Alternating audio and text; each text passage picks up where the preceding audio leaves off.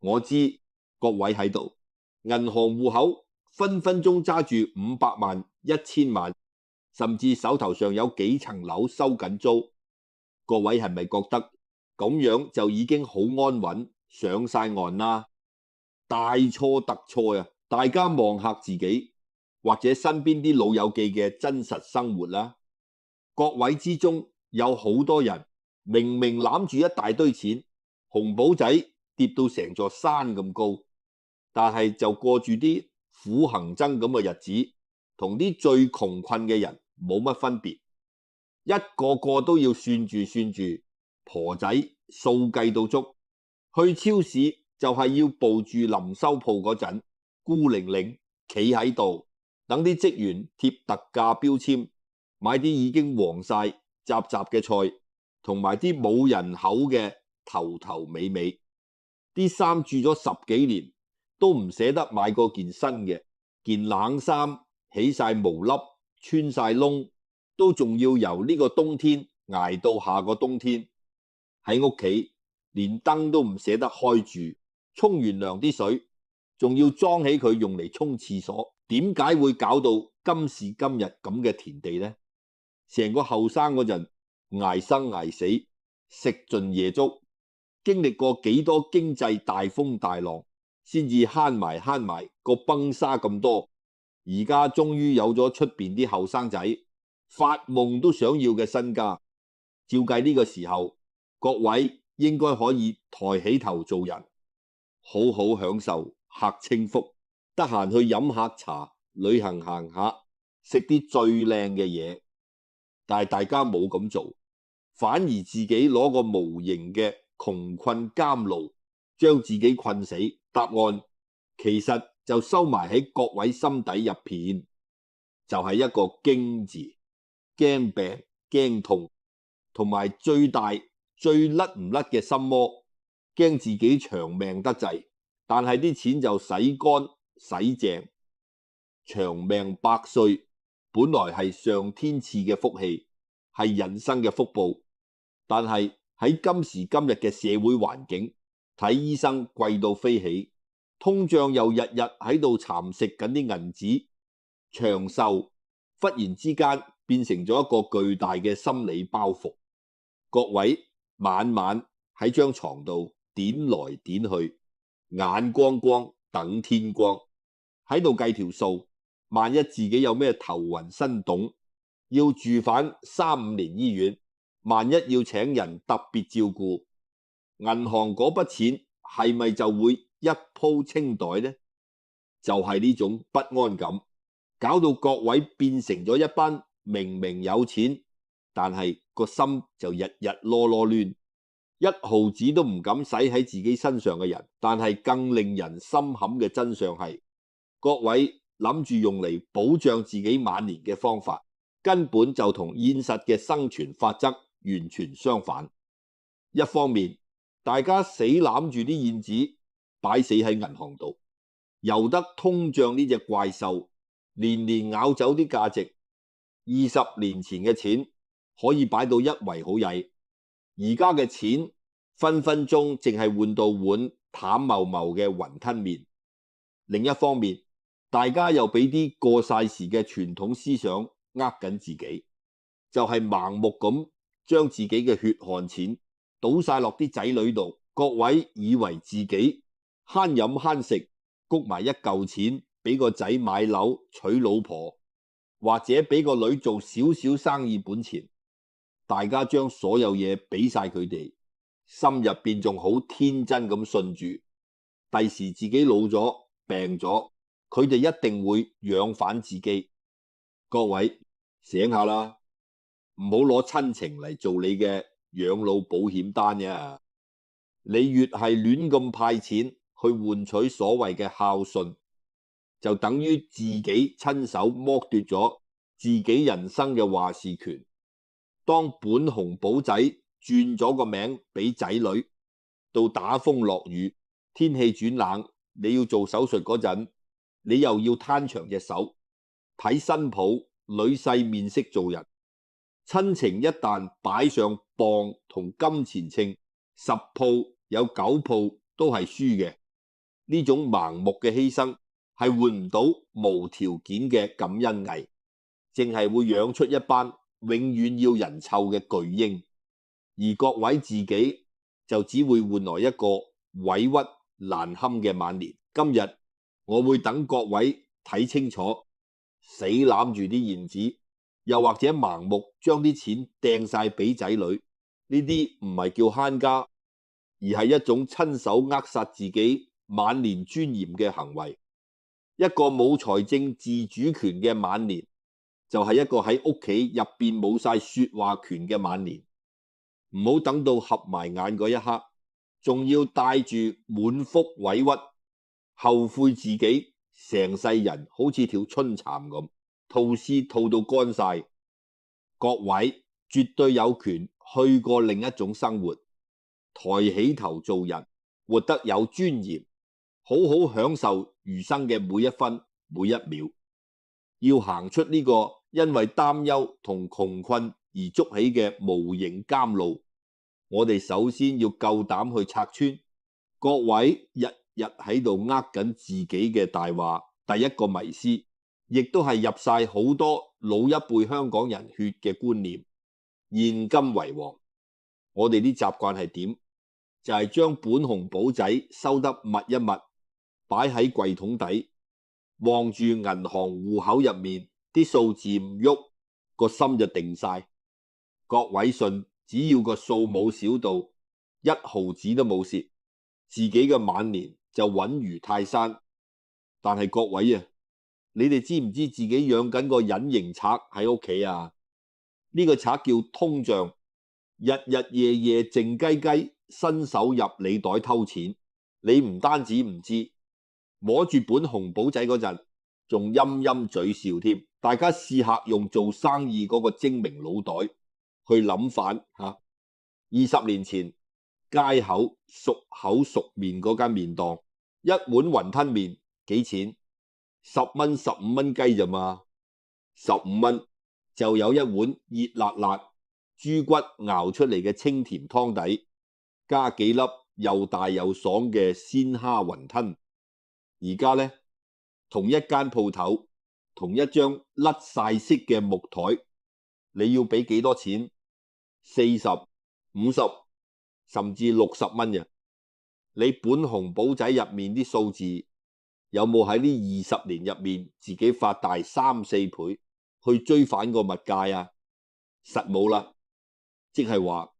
你鎖喺夾萬死攬住嗰筆錢，根本就係日日月月咁喺度縮緊水。最殘酷嘅現實係20年前嘅100萬夠你一炮過買層舒舒服服嘅細單位，但係今時今日嘅100萬分分鐘淨係夠俾幾次複雜大手術嘅私家醫院留院費同手術費。通脹唔係一刀攞你命，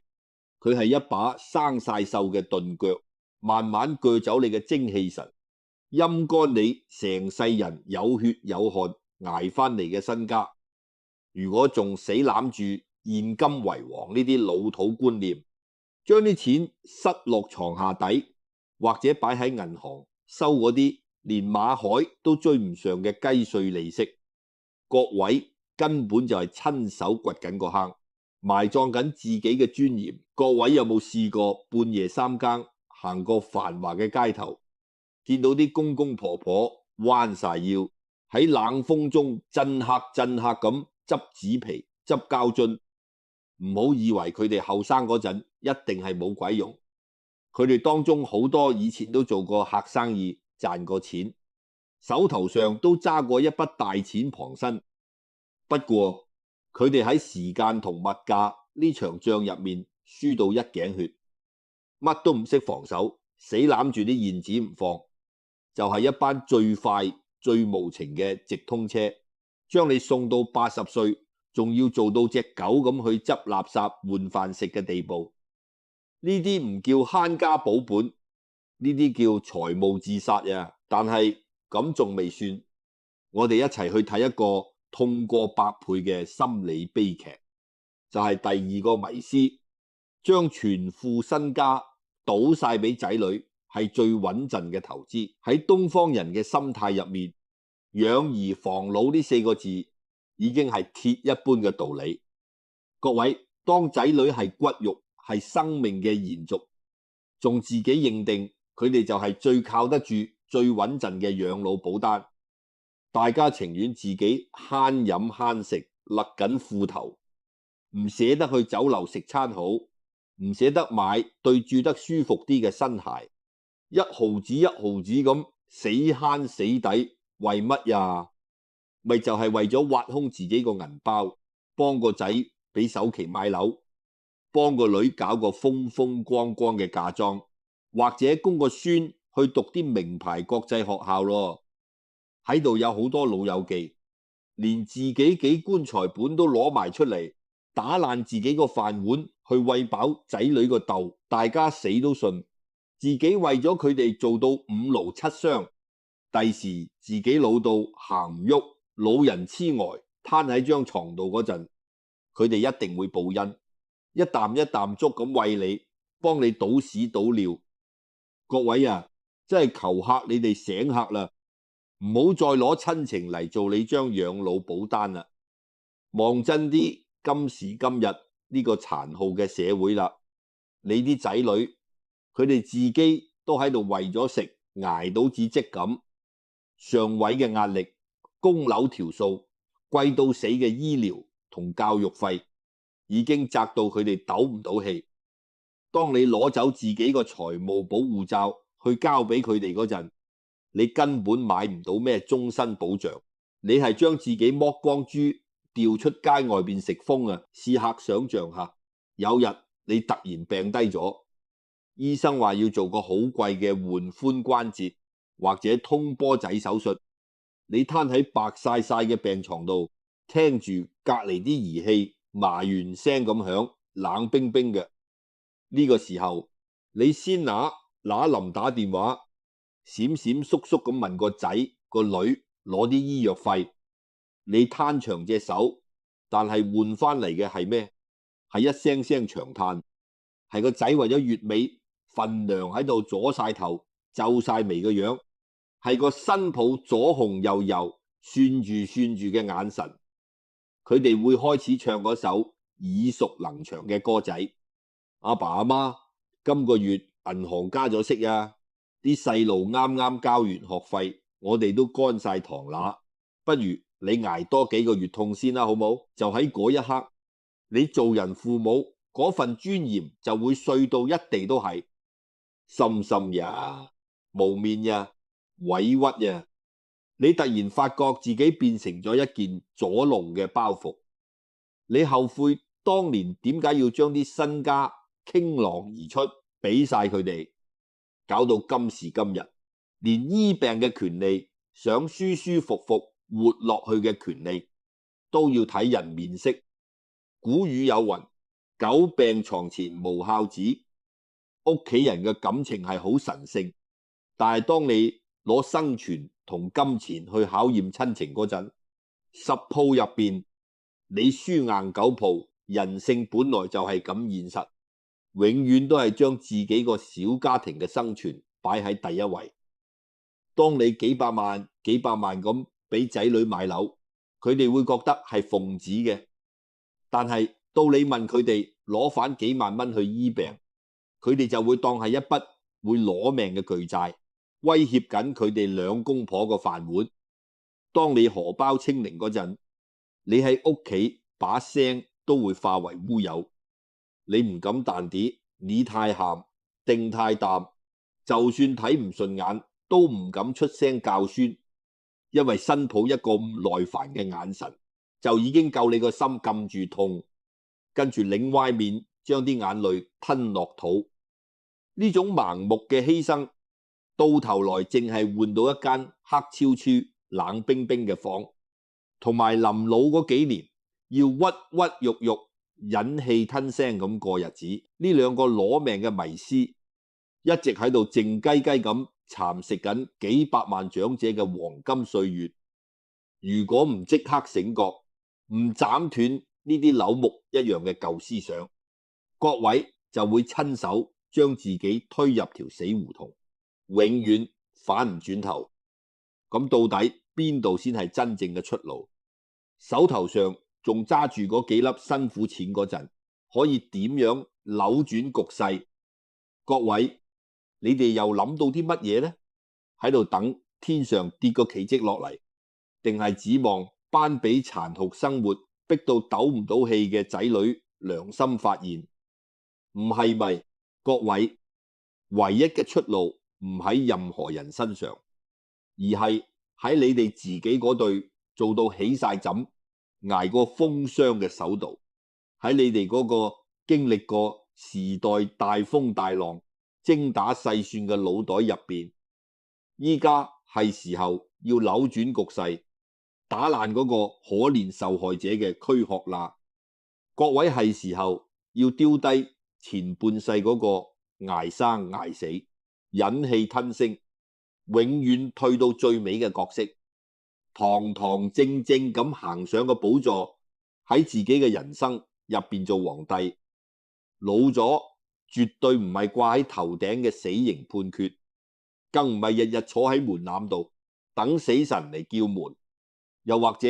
等啲仔女好似滴眼藥水咁施捨啲孝心。各位，晚年其實就係我哋堂堂正正做自己微型帝國主人嘅時候呀。喺呢個帝國入邊，你絕對揸 fit，掌握住財政嘅生殺大權，掌握住自由同埋神聖不可侵犯嘅尊嚴。喺呢個微型帝國入邊，各位就係唯一嘅主人。你唔需要睇人面色做人，想食餐好嘅，買件暖身嘅冷衫，都唔使閃閃縮縮去問准任何人。我哋香港人大半世人都最講求數目分明、乾淨利落，仲超級實際。各位東奔西跑咗幾十年，食盡夜粥，有血有汗咁打個江山翻嚟，咁點解到咗人生嘅下半場，臨老先至嚟甘心情願將個話事權雙手奉上俾人呀？客人上門拜訪，幾咁貴客都好，食飽飲醉，最後都要拍拍籮柚走人。人生都係一模一樣，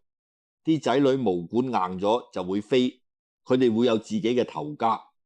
有自己嘅精打細算。各位絕對唔可以喺自己真金白銀買返嚟嘅屋入邊委委屈屈咁做個孤零零嘅看更，又或者喺個仔同新抱個竇度乞求少少多餘嘅同情。要反客為主呀，一定要搶反個控制權。而保護呢個寶座嘅最強武器，就係一種精明、夠狠但又非常科學嘅理財思維。與其日日夜夜揸乾自己嗰少少老本，左慳右慳，鬥零都計到足，又或者頭都大埋去搞啲高風險投資，諗住賺大錢，塞滿個荷包。我哋不如轉用一個全新嘅思維，聰明提款策略。各位試客將全副養老身家，包括啲現紙、紅簿仔入邊啲錢，想象成一個巨大嘅儲水塘。如果你由得個水塘啲水無皇管咁狂流，由得啲仔女攤長手板問你攞錢，好似劉備借荊州一去無回頭咁，或者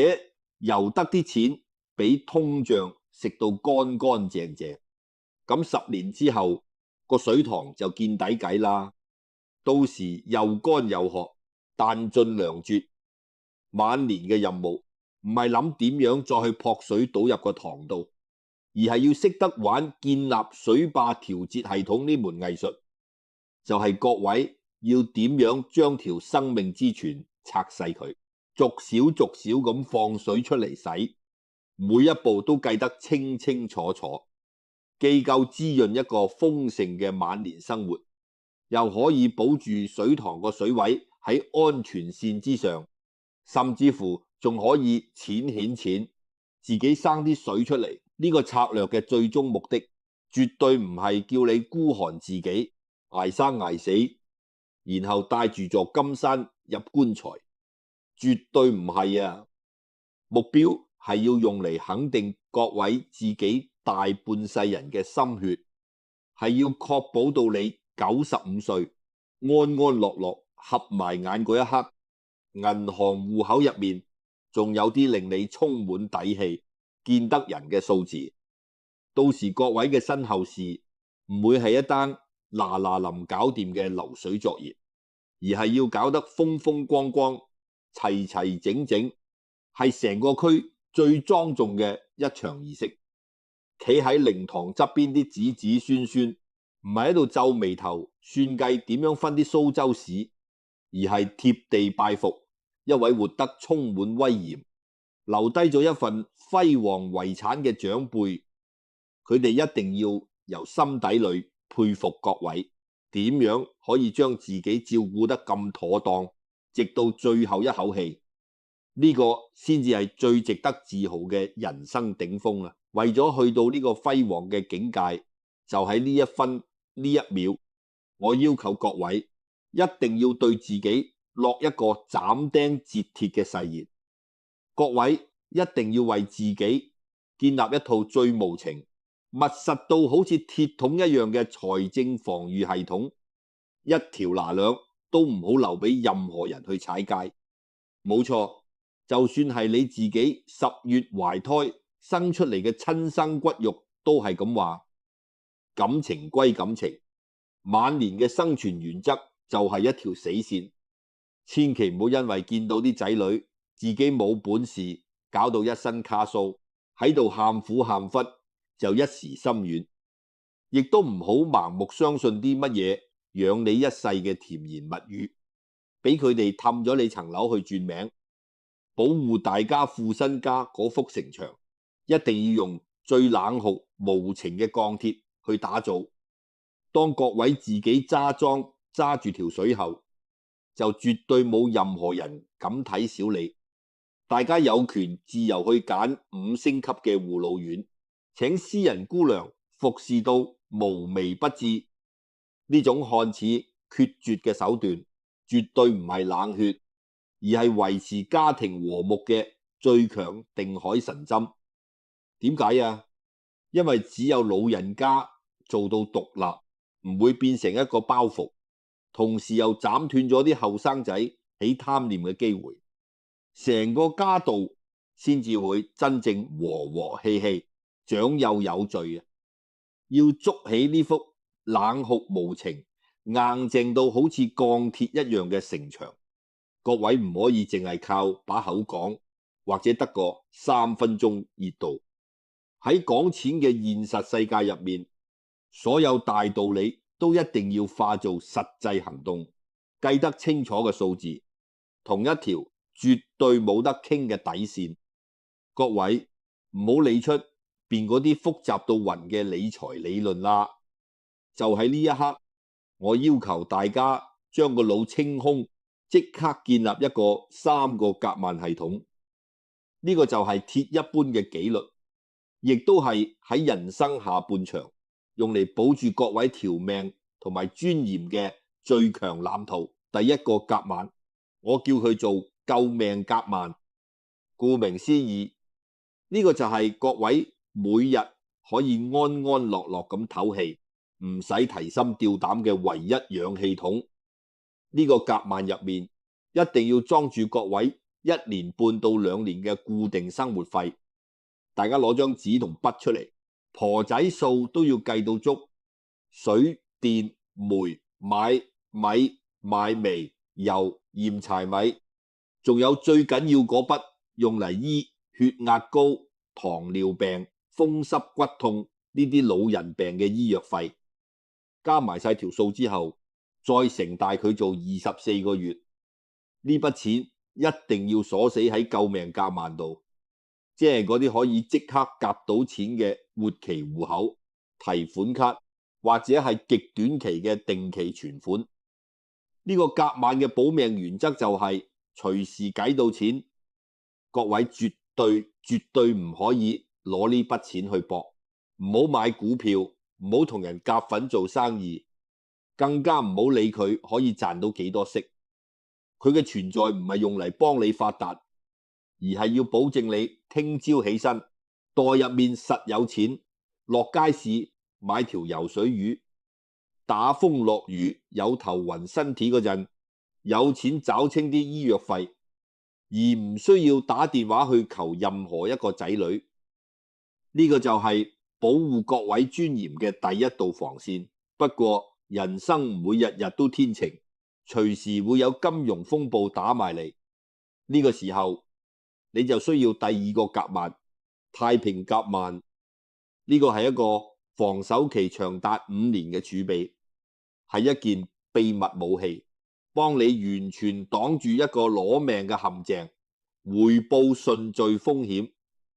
呢個陷阱搞到幾多老人家傾家蕩產呀？大家諗翻起97年或者08年嗰啲經濟危機，個市跌到阿媽都唔認得，樓市變死水，啲股票直插無水花。如果各位全副身家都擺晒喺投資度，撞正個市大冧，但你又要急錢做手術，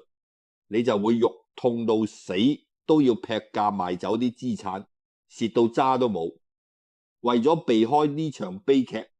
太平夾萬一定要夠俾你跟住落嚟5年嘅生活費，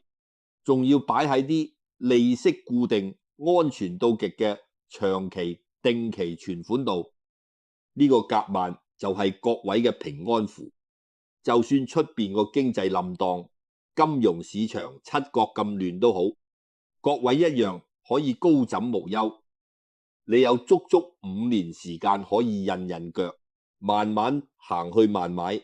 下晝去公園散步，一寸地都唔使賣，一股都唔使止蝕，仲絕對唔需要降低身份去問人借錢。5年大把時間等個市彈反起，亦都係俾各位保住一份老行尊傲骨嘅時間。當條命保住咗，太平日子又定晒。各位剩低嗰啲錢就要放入去第3個夾萬，生金蛋夾萬。呢隊精銳部隊嘅任務就係去對付我哋頭先揭穿咗嘅隱形拆通脹。呢個夾萬啲錢會用嚟投資落啲可以長遠保值、會定時定候生錢出嚟嘅資產度，好似買樓收租、買政府債券或者係穩陣嘅指數基金咁。各位唔使去刀仔鋸大樹，唔使捱夜喘住個市，你淨係需要呢啲雞，每個月每一季乖乖地生啲金蛋出嚟。而呢套聰明提款策略最無敵嘅地方就係第3個夾萬賺到嘅息會源源不絕咁流反轉頭，入滿反第1個夾萬，啲租金股息就咁樣幫你填補反交水電煤同買藥嘅開支，一個完美嘅循環，自給自足，無懈可擊。各位繼續過日神，啲錢又繼續生，老本原封不動。呢個就係晚年理財嘅最高境界啊！之不過各位，一個系統幾咁完美，幾咁無堅不摧都好，如果有內鬼喺入邊搞破壞，一樣會散晒。而最危險、最恐怖、有能力打爆呢3個夾萬嘅敵人，正正就係各位嘅心軟。所以我一定要為各位畫條紅線，一條冷酷無情到死嗰日都要銘記於心嘅鐵腕紀律。條紅線就係，無論喺任何情況下，就算天冧落嚟都好，各位絕對唔可以打爛第1同第2個夾萬。總有一日你個寶貝仔會返屋企，跪喺你腳邊，一把眼淚一把鼻涕咁怨自己搞生意失敗，周身債。又總有一日你個女會喊住口咁話銀行準備收樓，2公婆爭啲要瞓街。佢哋會出盡法寶，又賣慘又跪求，又發誓話以後會點點點。總之就係想讓你開甲晚攞最後嗰筆棺材本出嚟。做中國人父母嗰種天性就會發作，各位會覺得肉痛，深深到唞唔到氣。各位會諗，唉，我都半隻腳踩入棺材啦，命都唔長得幾耐，不如自己慳啲使，救返個仔女啦。如果你個腦入邊閃過呢個念頭，停，即刻同我停。你咁諗，只係踩多半隻腳入棺材啊！為咗救仔女，搞到自己浸死，呢啲絕對唔係咩偉大嘅父母恩，呢啲叫糊塗到極點。各位清醒下啦！如果你乾個救命甲萬同太平甲萬去幫佢哋還債，你聽日食咩啊？到你病低嗰陣，邊個俾錢買床位請姑娘？唔通你打算變成一單新嘅大包袱，反轉頭砸落佢哋本來已經負擔唔起嘅膊頭度？老人家話齋，救急不救窮，啲仔女大個家啦，佢哋自己做錯決定，大花筒就一定要自己孭飛，跌低係佢哋人生必修嘅一課。你揈錢出嚟幫佢哋執手尾，唔會令佢哋學精，淨係會養大佢哋嘅依賴，將佢哋變成一班得個學大，遇到風浪就腳軟嘅巨嬰。畫呢條紅線唔係想逼各位做個冷血無情嘅人，啱啱相反，呢條線係用嚟維持頭家嘅秩序。你可以用第三個甲萬生出嚟嘅息買幾件玩具俾個孫，或者放假請全家食餐好嘅，但絕對唔可以俾任何人掂到你嘅救命草。守死頭嗰兩個甲萬就係各位自救嘅方法，亦都係避免自己變成仔女眼中悲慘包袱嘅最佳良藥。硬淨啲，狠心啲，用理智去換一個永遠唔使睇人面色嘅晚年，呢個先至係一個真正喺自己帝國入邊做皇帝嘅思維啊！各位過咗頭先講嗰幾條冷酷嘅紅線之後，我知大家個心可能都會焗住，覺得好沉重。忠言逆耳，要認親情喺金錢壓力面前，有時真係好脆弱，絕對唔係一件好受嘅事。但係請各位鬆一口氣先，計完一大輪數，依家等個腦休息下，因為講到尾，我哋啱啱導出嚟嗰套咁嚴格嘅防禦系統，唔係想逼各位做個攬罪鉅錢落棺材嘅孤獨守財奴，而係想幫各位打開一個全新廣闊同埋絕對平靜嘅新天地。啲人成日掛喺口唇邊，話錢財身外物，生不帶來，死不帶去，啲錢買唔到條命，亦都買唔返流失咗嘅青春。呢句說話一啲都冇錯。但係行到人生嘅下半場，各位就會好無奈咁睇清另一個赤裸裸嘅現實。錢的確係買唔到心跳，但係佢實實在在，冇錯，我好肯定咁講，佢絕對買到各位喺晚年嗰份無價嘅尊嚴同自由。一個圓滿嘅晚年，唔係坐喺張爛藤椅度數住日子，等啲仔孫好似施捨咁嚟探下自己。一個活得精彩嘅晚年，係當你朝早起身，吸一大啖氣，清清楚楚咁知道今日係由自己話事。呢種自由係好實際咋，就係當你突然口痕想食碟燒鵝或者食盅靚鮑魚嗰陣，你可以昂首闊步咁行入最高級嘅酒樓，想叫乜就叫乜，眼尾都唔使動下個價錢牌。就係當你想四圍去見識下個世界，或者返鄉下探親嗰陣，你淨係需要撳個掣，買張機票，執好個篋就起行，完全唔使攤長手板問人攞贊助，又或者要等啲仔女得閒先可以車你去。仲有最緊要關係到尊嚴最神聖嘅一環，就係當病痛摸上門嗰陣，到時各位唔使縮埋一嚿，踎喺又逼又焗嘅公立醫院走廊度，更加唔使喺交醫藥費嗰陣，聽住新抱女婿喺度唉聲嘆氣，搞到自己眼淚流落肚。各位可以堂堂正正咁住入最高級嘅私家病房，舒舒服服攤喺張床度，有姑娘服侍到無微不至。肉體上有病痛可能會辛苦，但係絕對冇任何人，冇任何環境可以傷到你高傲嘅自尊心。做人唔使睇人面色，呢個先至係人生最大最圓滿嘅福氣。我哋香港人成世勞勞碌碌，最講求數目分明同埋實際，唔好等個天跌啲福氣落嚟，